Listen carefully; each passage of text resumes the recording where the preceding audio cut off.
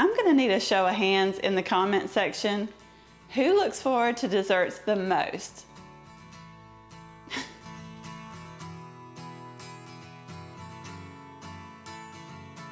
And these recipes are tried and true, and they're ones my family is definitely gonna want me to make this year. Hey y'all, I'm Valerie, and welcome to my kitchen. In today's video, I'm sharing 6 of the best ever Easter dessert recipes that you need on your dinner table this year. Okay y'all, let's get started.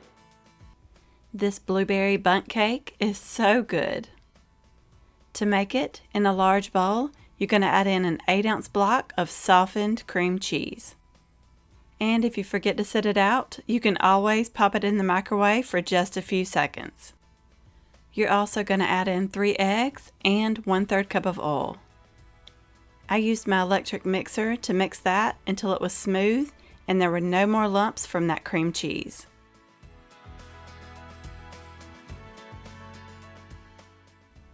Next, I'm going in with 1 box of vanilla cake mix. You can also use the lemon cake mix if you prefer. That would really be good actually. Just make sure it's a 15.25 ounce box. I also added 1 small box of vanilla instant pudding mix.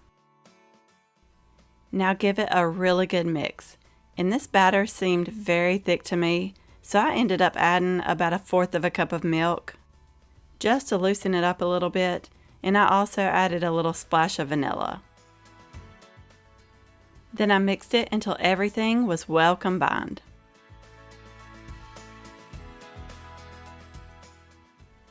Now for the blueberries, I used about 2 cups of fresh blueberries. I did rinse them really good and shake off most of that water. Next time though, I do think I'll dust them with about a tablespoon of all-purpose flour to keep them from sinking to the bottom. They didn't sink terribly, but more than I wanted them to. I was actually surprised though, being that this batter was so thick. I grabbed my Bundt pan and I do grease mine, and I spray it with this Baker's Joy non-stick spray. Now you can go ahead and pour in or spoon in that batter. I'm telling you, it was thick. And it's obviously not going to level out itself, so just use a spatula to kind of spread it out into a smoother, even layer. Now this goes into the oven to bake at 350 for about 30 minutes or until a toothpick inserted comes out clean. And when it comes out of the oven, I just let it cool for about 15 minutes before I flip it out onto a cake plate. By the way, if you're enjoying this video so far, I would really appreciate it if you would give me a thumbs up. It really does help me out, and it lets me know you want to see more videos like this. This cake came out perfect. I was so happy. I got it on there a little crooked though, so I had to shimmy it back over to the middle. I let it cool completely before I made up a simple little glaze for it.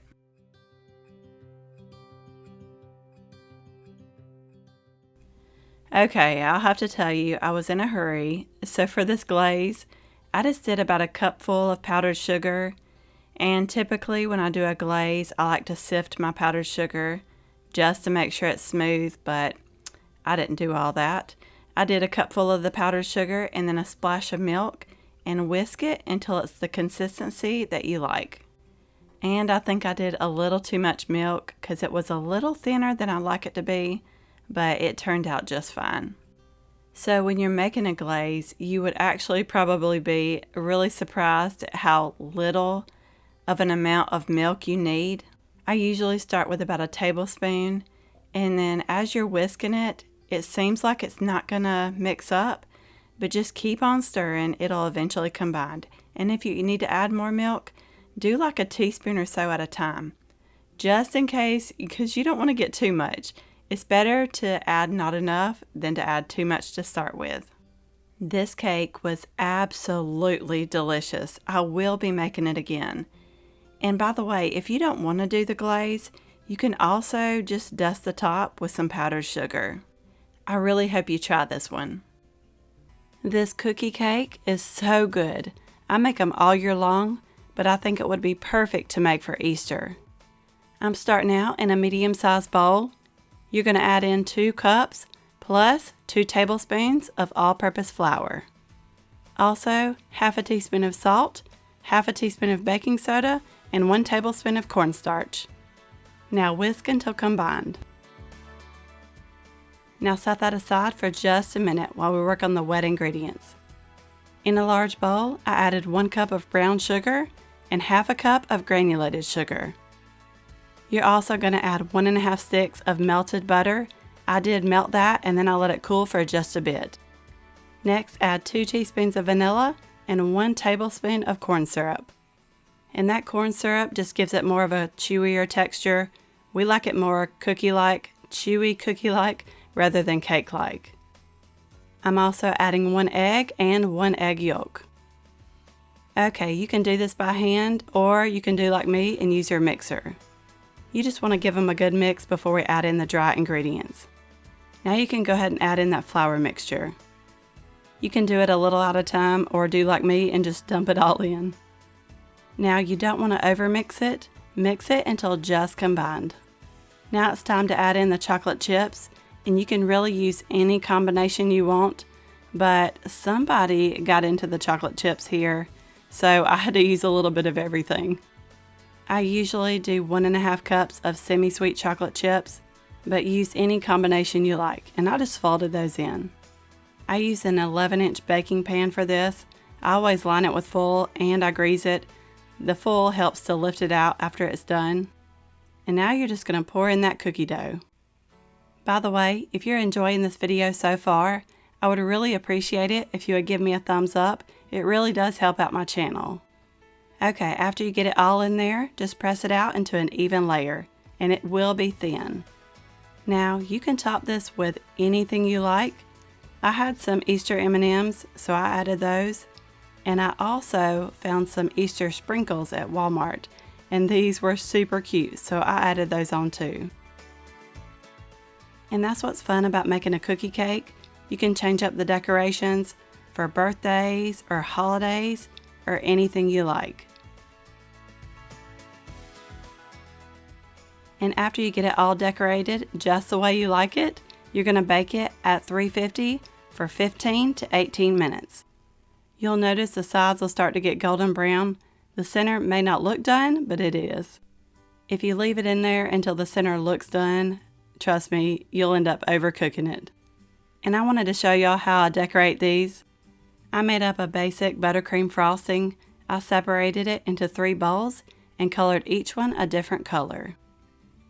I love doing this. I put each color in its own piping bag, and then I put those 3 down into a large piping bag. You have to make sure you get them all down in there evenly. They don't have to go all the way to that tip though. Once you start squeezing, you will be able to see all 3 colors in the little swirl. And y'all, I didn't do nothing fancy here. I just did some little swirls.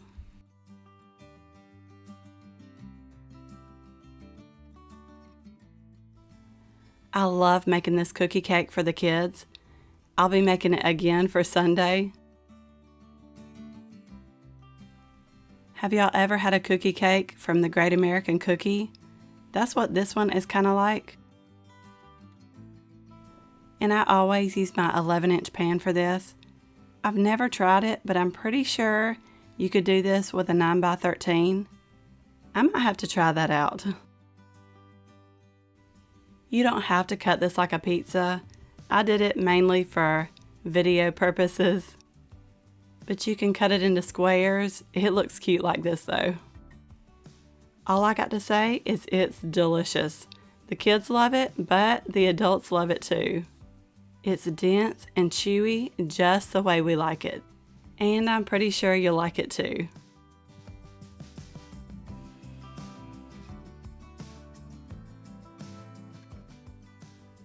Now this is Paula Deen's Not Yo Mama's Banana Pudding.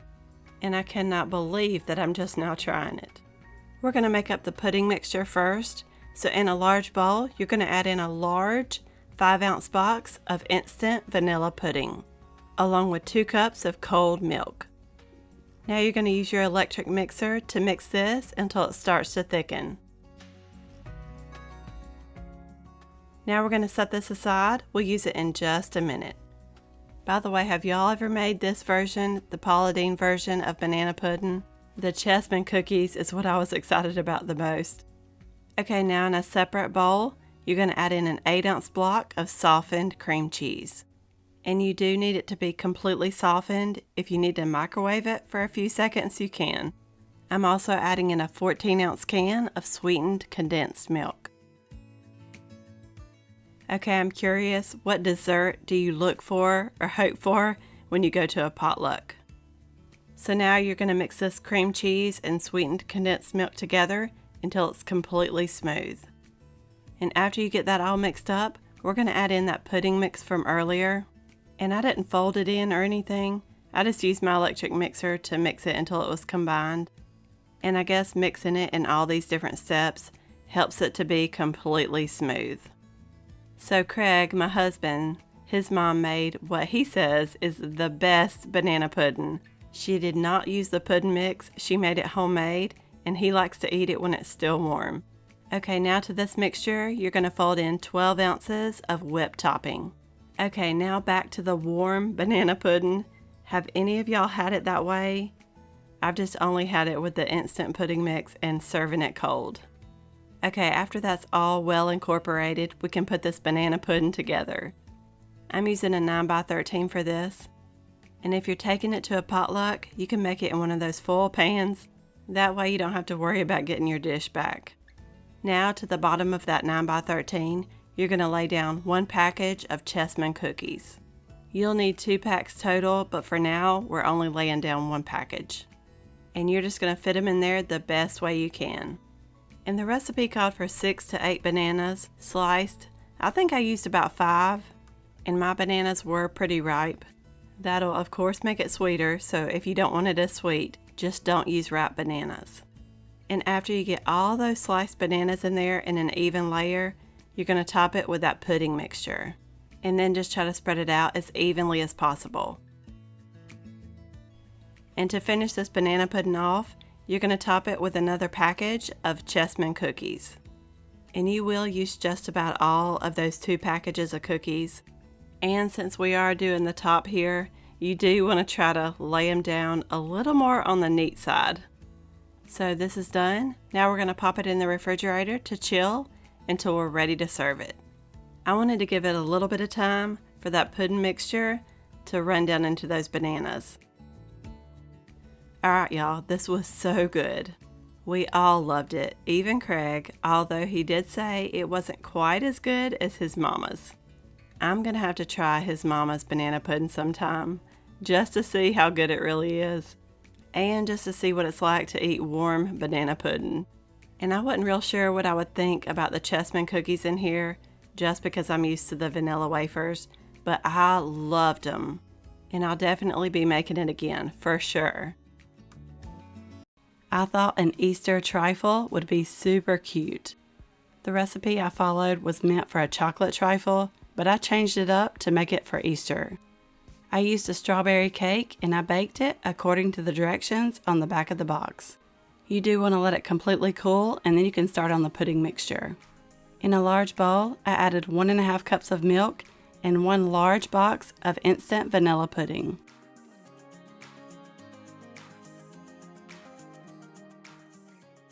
Now you're going to mix this until it's well combined and completely thickened. After that, you're going to fold in 8 ounces of thawed Cool Whip topping. By the way, you can change up the flavors of the cake or the pudding in this. I just used that strawberry cake for the pink color, but you could also do a white cake mix and just color it pink. Or you may not want to do it pink, just do it whatever you like. And you do want to fold this together, that way it stays light and fluffy. By the way, after that cake was cool, I did cut it into small cubes. I picked out 3 different colors so I could color the pudding and have each layer of pudding a different color. I used the Wilton colors, but you could also use just regular food coloring.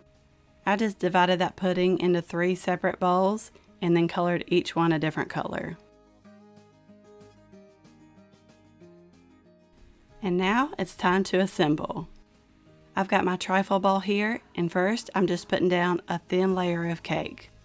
Well, not really a thin layer, but you want to have enough room to do all the different layers in here.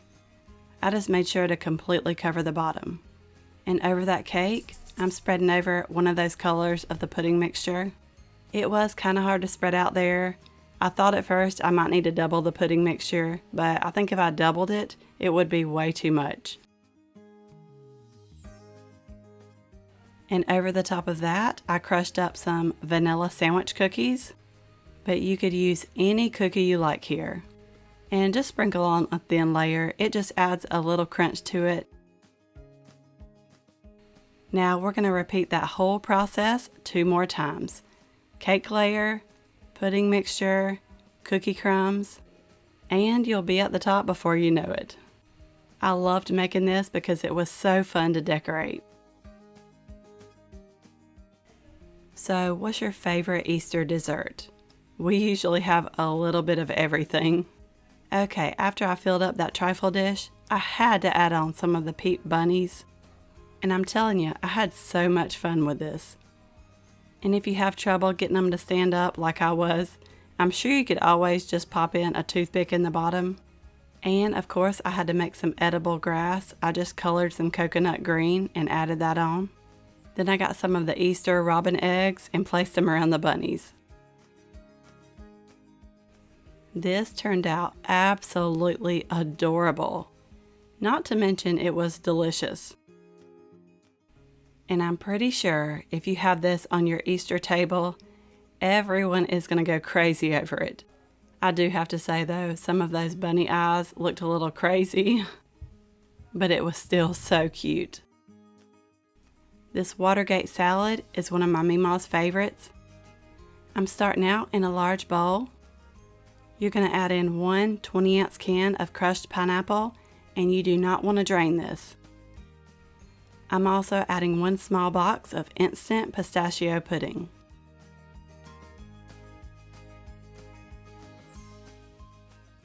Next, you're going to add in a 1/2 cup of chopped pecans. Now just mix this until it's very well combined. Okay, after you get that all mixed up, you're going to add in about 1 to 2 cups of mini marshmallows. And to finish it off, an 8-ounce container of thawed whipped topping. Have y'all ever had a Watergate salad?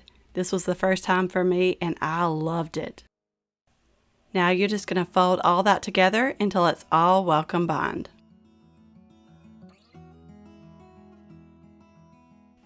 And this is it. You can place it in the refrigerator to chill for a few hours until you're ready to serve it. And to make it look pretty, I sprinkled over some chopped pecans. And a Watergate salad is not complete without some maraschino cherries. If you wanted to, you could even cut up some maraschino cherries and add it into that mixture. I've just always seen them added to the top. We loved this, and I'm telling you, if you like pistachio pudding, you're gonna love this one. This carrot poke cake was a new favorite.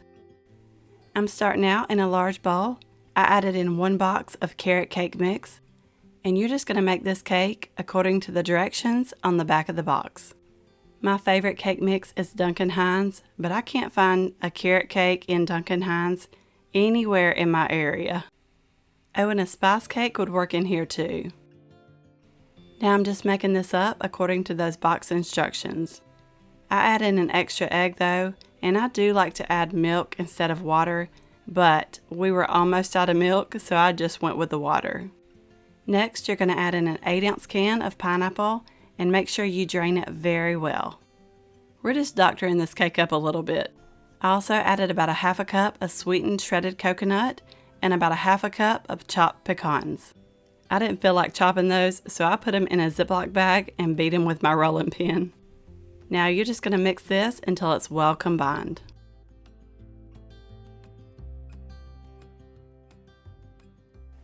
I'm using a 9x13 for this, and you do want to spray it with nonstick spray. It looks like I got a little carried away there. That can was almost empty, and I was trying to get out as much as I could. After you get it all in there, just spread it out. Then you're going to put this in the oven and bake it according to the directions on the back of the box, or until a toothpick inserted comes out clean. By the way, if you're new, I would really love to have you here. Go ahead and hit that subscribe button down below. That way you get notified of all my future videos. When that's done, I do let it cool for just a few minutes, then I set it to the side so I can start on the cheesecake mixture. And to make that, in a large bowl, I added 2 of the small boxes of instant cheesecake pudding mix. They're 3.4 ounce boxes. You're also going to add 4 cups of milk. And I like to add that milk a little at a time. If you add it all at one time, it'll just make a huge mess. And you don't have to mix this until it's completely thickened. You're just wanting to mix it until it's well combined. We're going to poke holes in the cake, so we still want this mixture liquidy enough to where it'll sink down in them. Oh, and while I'm thinking about it, I've had several of you ask me about my mixer. It's a KitchenAid. I love it. It is cordless, and I will have it linked in my Amazon storefront. You'll find that in my description box below. After you get all that mixed together, you're going to grab the cake and find anything you have to poke holes all in the top of that cake. I'm using my mixer attachment, but you can also use the end of a wooden spoon. And I'm telling you, the more holes you poke, the better. Okay, y'all, you're about to see something funny. I did something not so bright. This was a lot of pudding mixture, and I just dumped it all in. I should have added it a little at a time, but you see what happened. I overflowed big time. I made a huge mess, but oh well, it happens. I could not believe I did that. And after I cleaned up my big mess, I covered it with plastic wrap and placed it in the refrigerator to chill for about 2 hours. Or you can leave it in there until you're ready to serve it. Then whenever you're ready to serve it, just take it out of the refrigerator, uncover it, and you're going to pour over 8 ounces of whipped topping. And after you get it on there, it's easier to use an offset spatula to spread it out. Okay, after you get that done, if you want to, you can crush up some graham crackers and sprinkle those over the top. But I thought it would be super cute to put some coconut in a Ziploc bag and color it orange. So that's what I did. And I just used a tiny bit of food coloring to do that. This carrot poke cake was out of this world good. It was delicious. And the pineapple, coconut, and pecans in it just took it to a whole nother level. And even though I did make a big mess making this, it was easy to make and it was so good. It was totally worth it. And if you're like me and have to have something carrot cake-like for Easter, this would be perfect. I really hope you enjoyed this video. You may also like these. Don't forget to subscribe down below for more easy recipes, and I will see you in the next one.